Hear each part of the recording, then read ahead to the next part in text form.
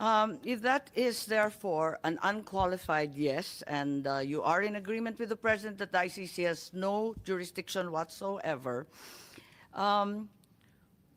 what was the DOJ referring to as the ICC's jurisdiction in the Philippines being different from us being a member? What is the distinction, please? Ma'am, the ICC tries people for individual crimes, not states.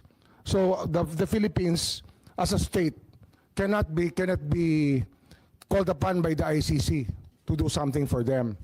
But when the ICC is running after individuals who are Filipino citizens, then that obligation becomes another kind of obligation. So that therefore the Senate ratification of the ICC at the time that it was ratified is of no weight. Regardless, you will fall under the jurisdiction of the ICC. Under Well, for the so-called individuals- international. Yes, madam. humanitarian- that is your belief, DOJ. Yes, madam. When there are Regardless of individuals being a party being or not when being a there are party? individuals being asked by the ICC to explain, it is another matter. As a state is different from an individual. We all know that we have to. I think that is the not the individuals question. being charged by the ICC will have to face the ICC.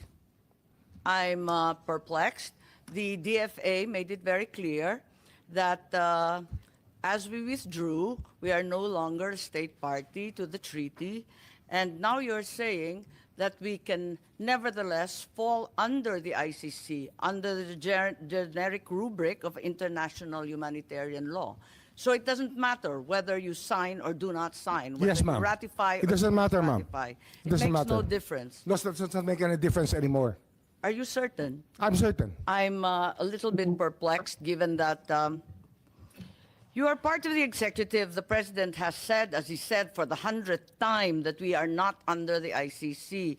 Why is the SOJ now saying that we are nevertheless somehow, in some miraculous way, under the rubric of the international humanitarian law, still under its jurisdiction?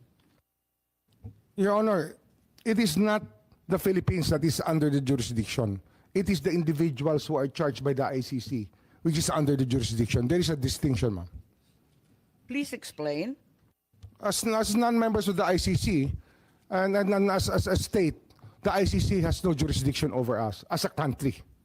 But over the individuals who may have committed crimes that violate international humanitarian law, that is a universal value being held by the whole world today, that people cannot cross borders and hide behind boundaries so that they can run away from the law.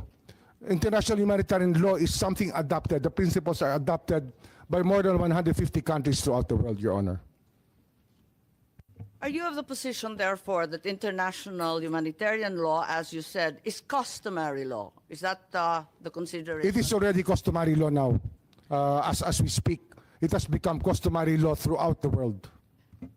Are you aware that procedural and admin matters do not form part of customary law? Surely the Secretary is well aware that procedural and administrative matters will still have to comply with the laws of the land. Of course, Madam, this goes without saying.